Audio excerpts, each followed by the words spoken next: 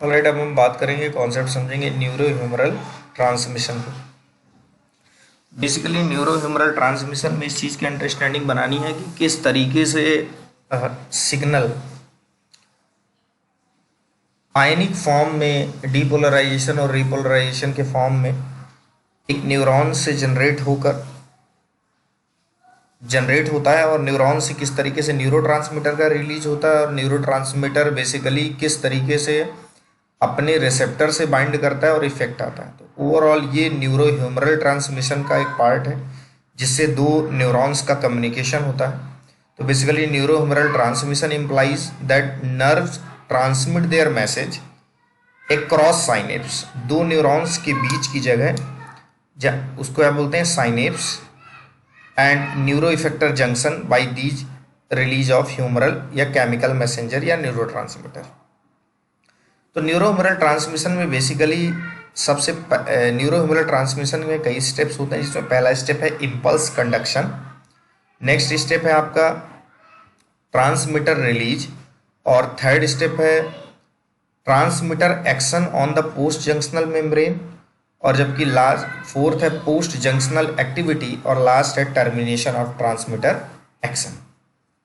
तो बेसिकली यहाँ पे हम सबसे पहले पढ़ेंगे न्यूरो ह्यूमरल ट्रांसमिशन में इम्पल्स कंडक्शन कैसे स्टार्ट होता है। तो देखिए पहले इस डायग्राम को आप देख सकते हैं। देखिए जैसे सपोज करिए इम्पल्स कंडक्शन का स्टेप, ये उतना क्लियर डायग्राम नहीं, केडी त्रिपाठी से मैंने लिया है, क्लैरिटी इन द सेंस इसमें और भी चीज़ें मेंशन करना चाहिए, तो मैं आपको एक्सप्लेन करता हुआ चलता हूँ, आप एक अंडरस्टैंडिंग अपनी बना लेंगे। तो बेसिकली देखिए इसमें जो है कि जैसे ये आपका एक न्यूरॉन, ये बीच की जगह जो न्यूरॉन की है ये साइनेप्स है और ये प्री साइनेप्टिक न्यूरॉन है और ये पोस्ट साइनेप्टिक न्यूरॉन, राइट। तो प्री साइनेप्टिक न्यूरॉन में बेसिकली हम देखेंगे कि यहाँ पे रेड कलर की वेसाइकल्स होती हैं, वेसाइकल्स के अंदर न्यूरोट्रांसमीटर स्टोर होता है। तो बेसिकली हम इस मैकेनिज्म में ये देख रहे हैं कि किस तरीके से न्यूरोट्रांसमीटर इस वेसाइकल से यहाँ पर साइनेप्स में रिलीज होता है और रिलीज होने के बाद कैसे वो अपने पोस्ट साइनेप्टिक रिसेप्टर से बाउंड होके अपना इफेक्ट देता है, राइट। और इफेक्ट क्या होगा, एक्साइटेशन होगा या इनहिबिशन होगा, डिपेंडिंग ऑन कि जो न्यूरोट्रांसमीटर रिलीज हो रहा है वो किस नेचर का है, वेदर इट इज एक्साइटेटरी और इनहिबिटरी, राइट। तो फर्स्ट हम देखते हैं, जैसे कि हमको पता है कि जो न्यूरोनल सेल मेम्ब्रेन है इसका जो negative inside of the membrane potential होता है वो नेगेटिव इनसाइड होता है, that is -70 millivolt, right. -70 millivolt resting membrane RMP होता है और ये -70 मिली वोल्ट जो स्टैब्लिश है, मतलब ये चेंज नहीं है ये। तो बेसिकली इसको वहाँ पे जो पहली बात तो ये जो -70 negative inside millivolt RMP है, इसको जो मेंटेन किया हुआ है जिसकी वजह से -70 है वो है high potassium permeability of axonal membrane, मतलब पोटेशियम परमेबिलिटी अंदर से बाहर की तरफ ज़्यादा है। अंदर से बाहर की तरफ जब पॉजिटिव चार्ज बाहर लीव करेगा तो यहाँ नेगेटिव चार्ज बढ़ेगा, तो वो होगा -70 मिली वोल्ट। और जैसे ये -70 मिली वोल्ट होगा तो यहाँ पे present sodium potassium ATPase pump, जो कि with the help of ATP को यूटिलाइज करके उस -70 मिली वोल्ट को -70 मिली वोल्ट पर ही होल्ड करके रखते हैं। तो इसी बात को यहाँ पे लिखा गया है कि the resting trans membrane potential -70 millivolt is established by high potassium permeability of axonal membrane and high exoplasmic concentration of this ion coupled with low sodium permeability, sodium permeability less होती है, and its active exclusion from the neuron through the sodium potassium ATPase pump। Basically ये sodium potassium ATPase pump है। तो कोई भी electrical impulse आती है या स्टिमुलेशन होता है तो उसकी वजह से क्या होगा, sudden increase in sodium conductance depolarization. जैसे यहाँ पर कोई इम्पल्स, ये इम्पल्स आई, कोई भी सिग्नल आया, सेंसिटिविटी मैसेज केमिकल किसी भी तरीके का, तो वो न्यूरोनल जो ये ट्रांस मेम्ब्रेन पोटेंशियल है, यहाँ पे जो सोडियम आयन है, that sodium ion sodium channel के थ्रू ये क्या करेंगे, बाहर से अंदर की तरफ शिफ्ट होंगे इस तरीके से। और जैसे ये अंदर की तरफ एक्सोप्लाज्म में जाएंगे, न्यूरोनल प्लाज्म में जाएंगे, न्यूरोप्लाज्म में, तो ये स्टेप कहलाएगा डीपोलराइजेशन। जैसे डीपोलराइजेशन होगा जो -70 मिली वोल्ट है वो डिक्रीज करने लगेगा, राइट, पॉजिटिविटी की तरफ आने लगेगा। चूंकि डीपोलराइजेशन हो रहा है तो इस चीज को यहाँ पे क्या कहा गया है, कि स्टिमुलेशन और arrival of an impulse causes a sudden increase in sodium conductance, depolarization and overshoot, reverse polarization. मतलब जो -70 है वो किसकी तरफ चला गया, +20 मिली वोल्ट। अब जैसे ही +20 मिली वोल्ट होगा तो potassium ion then move out in the direction of their concentration gradient and repolarization achieve. अब जैसे इसका सोडियम अंदर आने की वजह से +20 ओवरशूट हो गया रेस्टिंग मेम्ब्रेन पोटेंशियल, तो उसको मेंटेन करने के लिए क्या होगा, पोटेशियम किधर की तरफ जाएगा, बाहर की तरफ जाएगा। और जब पोटेशियम बाहर की तरफ जाएगा तो अगेन वो +20 से -70 की तरफ शिफ्ट होगा। लेकिन चूंकि कंटिन्यूअस स्टिमुलेशन वहां पे आ रहा है, और जब स्टिमुलेशन की वजह से ये जो सोडियम है ये भी कंटिन्यूअस आएगा और पोटेशियम भी कंटिन्यूअस जाएगा, तो सोडियम और पोटेशियम का डीपोलराइजेशन और रीपोलराइजिंग एक इवेंट हो जाएगी। मींस एक डीपोलराइजेशन रिपोलराइजेशन इस तरीके का एक इवेंट होगा और एक वेव तैयार होगी। एंड दैट वेव, जो वेव होगी उसको बोलते हैं सबसे पहले इम्पल्स कंडक्शन। तो potassium ion then move out in the direction of their concentration gradient and repolarization is achieve.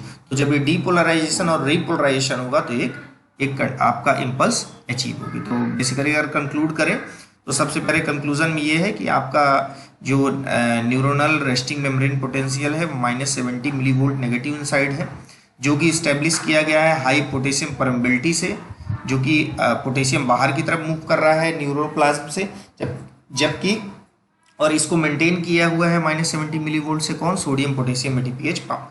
लेकिन जैसे ही कोई इलेक्ट्रिकल स्टिमुलस आता है या स्टिमुलेशन आता है तो डीपोलराइजेशन होता है, सोडियम अंदर आता है और -70 मिली वोल्ट ओवरशूट करता है टुवर्ड्स +20 मिली वोल्ट, जिसको अगेन -70 मिली वोल्ट मेंटेन करने के लिए पोटेशियम आयन अगेन जो है अंदर से बाहर की तरफ मूव करते हैं और ये स्टेप कहलाता है रीपोलराइजेशन।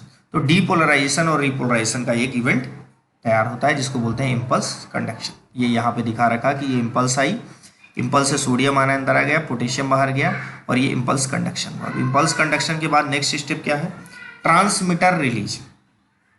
देखिए अब इम्पल्स के रिजल्ट में क्या होगा कि द ट्रांसमीटर के दो नेचर होंगे, या तो एक्साइटेटरी होगा या तो इनहिबिटरी। स्टोर्ड होगा कहाँ पे, pre junctional nerve ending with in synaptic vesicle. तो प्री जंक्शनल साइनेप्टिक न्यूरॉन ये वाला है, इसके अंदर वेसाइकिल में ये न्यूरोट्रांसमीटर हैं जो कि क्या है, एक्साइटेटरी भी हो सकते हैं और इनहिबिटरी भी हो सकते हैं। तो यहाँ पे बेसिकली कुछ दे रखा है, जैसे एक्साइटेटरी न्यूरोट्रांसमीटर में आपका ये आता है एग्जांपल, आप इसको याद कर लेंगे, स्टाइलकोलिन ग्लूटामेट। और जबकि इनहिबिटरी में गाबा, ग्लाइसिन, डोपामिन, सीरोटोनिन, जबकि सीरोटोनिन ज़्यादातर जगह इनहिबिटरी है, कुछ जगह एक्साइटेड, ज़्यादातर जगह कुछ जगह स्टिमुलेटरी है जबकि ज़्यादातर जगह इनहिबिटरी। तो इस तरीके से कई न्यूरोट्रांसमीटर हैं बेसिकली। तो अब यहाँ पर क्या होगा, जैसे ही सिग्नल आता है राइट, तो सिग्नल आने की वजह से क्या होगा कि ए नंबर ऑफ स्नेयर प्रोटीन, ये जो वेसाइकिल है बेसिकली, देखिए मैं दिखाता हूँ, ये जो वेसाइकिल है, इस वेसाइकिल की इस मेम्ब्रेन पे स्नेयर प्रोटीन होंगे राइट। ये स्नेयर प्रोटीन इस इम्पल्स की हेल्प से राइट, इम्पल्स की हेल्प से क्या होगा, जब डीपोलराइजेशन होगा तो वोल्टेज चेंज होगा और वोल्टेज डिपेंडेंट कैल्शियम चैनल भी ओपन होंगे और कैल्शियम की एंट्री होगी। तो with the help of calcium और जो इस पे जो ऊपर ये प्रोटीन है स्नेयर प्रोटीन, इस न्यूरोनल मेम्ब्रेन में भी स्नेयर प्रोटीन होती है, प्लस ये वेसाइकिल की मेम्ब्रेन में भी स्नेयर प्रोटीन होगी। तो स्नेयर प्रोटीन इसका गाइडेड मूवमेंट कराएगी, किसका, इस वेसाइकिल का, टुवर्ड्स द इस मेम्ब्रेनल वॉल। तो जैसे ही सपोज करिए ये वाली वेसाइकिल यहाँ पे नहीं थी, ये यहाँ पे थी, और ट्रेवल करके स्नेयर प्रोटीन की हेल्प से ये किससे आके अटैच हो गई, इस न्यूरोनल मेम्ब्रेन से। तो नेक्स्ट स्टेप में क्या है, ट्रांसमीटर रिलीज।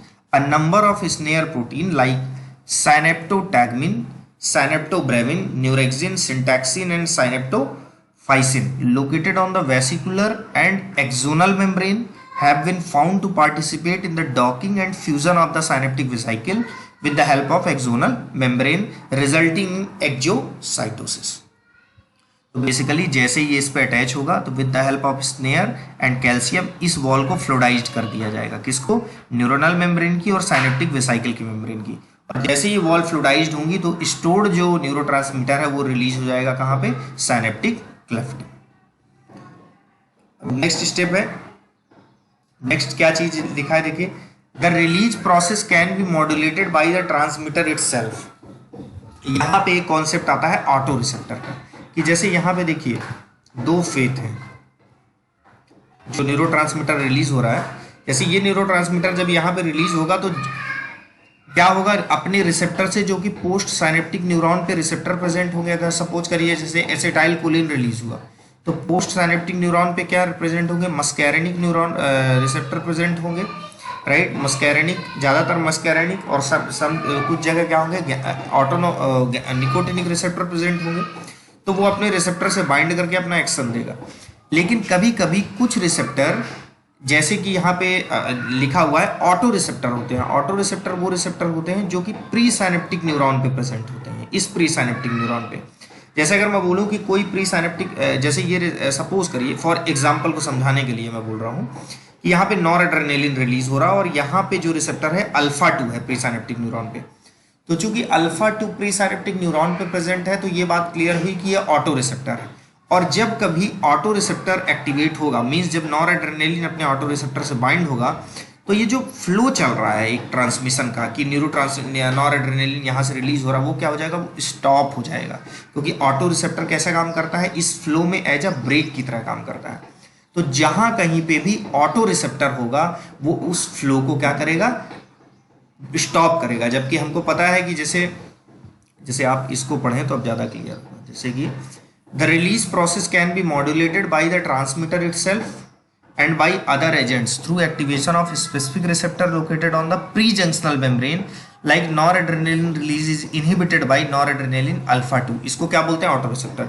सिमिलरली, अच्छा यहाँ पे ऑटो रिसेप्टर दिया नहीं है, हाँ ये ऑटो रिसेप्टर। सिमिलरली नॉरएड्रेनर्जिक जैसे अल्फा 2, डोपामिनर्जिक की बात करें तो D2 रिसेप्टर, सीरोटोनर्जिक की बात करें तो 5-HT1A, कोलिनर्जिक की बात करें तो M1 और M2 की बात करें, M2 कभी कभी गाबार्जिक न्यूरॉन की बात करें तो गाबा बी कुछ जगह। ये किस तरीके के रिसेप्टर के एग्जांपल है, ऑटो रिसेप्टर। मींस जब कभी अल्फा 2 से नॉरएड्रेनालिन बाइंड होगा, D2 से डोपामिन बाइंड होगा, तो है तो ये डोपामिनर्जिक रिसेप्टर, लेकिन ये ऑटो रिसेप्टर है, मींस उसके रिलीज को फर्दर इनहिबिट करेगा। तो इस तरीके से क्या होगा, इनका ट्रांसमीटर रिलीज होगा। अब हम बात करते हैं transmitter action on post junctional membrane. तो सिंपल सी बात है कि पोस्ट जंक्शनल मेम्ब्रेन पे आपका जो वो था कि आपका एक्साइटेटरी न्यूरोट्रांसमीटर है या इनहिबिटरी न्यूरोट्रांसमीटर है। तो एक्साइटेटरी होगा अगर तो एक्साइटेटरी पोस्ट साइनेप्टिक पोटेंशियल होगा, अगर इनहिबिटरी होगा तो इनहिबिटरी पोस्ट साइनेप्टिक पोटेंशियल होगा। तो इसको आप यहाँ से समझ सकते हैं। EPSP increases in the permeability of cations like sodium and calcium through fast and slow channel, causes depolarization followed by potassium efflux. These ionic movement are passive as the flow is down the concentration gradient. तो transmitter action on post junctional membrane पे या तो ये होगा, IPSP increase in the permeability of anion जैसे chloride ion, क्योंकि IPSP inhibitory होगा तो यहाँ पे क्या होगा, hyper polarization. Post junctional activity की बात करें तो अगर EPSP है, मतलब एक्साइटेटरी पोटेंशियल है, तो वो क्या करेगा, कॉन्ट्रैक्शन कराएगा या सिक्रीशन को बढ़ाएगा। जबकि IPSP अगर है तो वो डिपोलराइजेशन की इवेंट को कम करेगा, या आप कह सकते हो रिलैक्सेशन कराएगा या सिक्रीशन को कम करेगा। तो the release transmitter combine with specific receptor on the post junctional membrane and depending on it's nature induce and excitatory post synaptic potential and inhibitory post synaptic potential. अब आएगा टर्मिनेशन ऑफ ट्रांसमीटर एक्शन। तो termination कैसे होगा, जैसे जो transmitter neurotransmitter synaptic cleft में release हुआ है, जैसे कि अगर हम यहाँ पे देखें इस क्लेफ्ट में जो रिलीज हुआ है, या तो उसका रीअपटेक कर लिया जाएगा या तो उसको मेटाबोलाइज यहाँ पे कर दिया जाएगा, या तो वो रिसेप्टर से अपना एक्शन देगा, तो या तो अपने ऑटो रिसेप्टर से बाइंड होगा। तो यहाँ पे बेसिकली क्या लिख रखा है, ट्रांसमिनेशन ऑफ ट्रांसमीटर एक्शन में following its combination with the receptor the transmitter is either locally degraded, या तो तोड़ दिया जाएगा, जैसे स्टाइल कोलिन को कोलिन एस्ट्रेस तोड़ देता है, या पार्सली टेकन बैक, मतलब रीअपटेक होगा into pre junctional neuron, active reuptake and partly diffuse away. जैसे जो रीअपटेक होता है जैसे नॉरएपिनेफ्रिन ट्रांसपोर्टर अब आपको क्लियर है कि अगर रीअपटेक होगा तो चूंकि जितना ज़्यादा साइनेप्टिक क्लेफ्ट में कोई न्यूरोट्रांसमीटर होगा उतना ज़्यादा उसका एक्शन होगा, क्योंकि उतना ज़्यादा वो पोस्ट साइनेप्टिक रिसेप्टर से बाइंड होगा। लेकिन अगर आप उसको रीअपटेक करा लेते हैं तो उसके रीअपटेक में उसके एक्शन को आप ओवरऑल क्या कर रहे हैं, रिड्यूस कर रहे हैं। लाइक नॉरएपिनेफ्रिन के लिए नेट ट्रांसपोर्टर होता है, डोपामिन के लिए डैट और सीरोटोनिन के लिए सर्ट एक्सोनल मेम्ब्रेन पे होते हैं।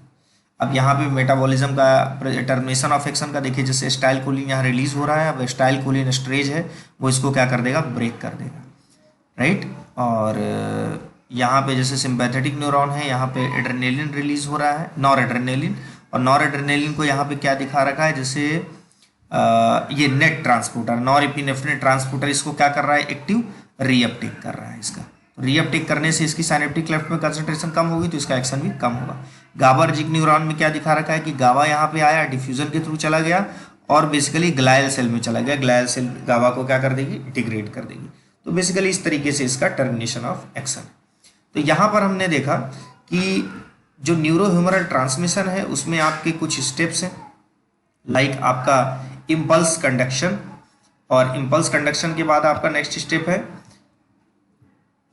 ट्रांसमीटर रिलीज, नेक्स्ट स्टेप है आपका transmitter action on post junctional membrane, और उसके बाद है आपका पोस्ट जंक्शनल एक्टिविटी कैसी है या termination of transmitter action. So this is all about the neurohumoral transmission. I hope कि आपकी अंडरस्टैंडिंग बनी होगी। फिर भी आपके अगर कुछ डाउट है तो आप मेरे से कमेंट सेक्शन में पूछ सकते हैं। Thank you very much.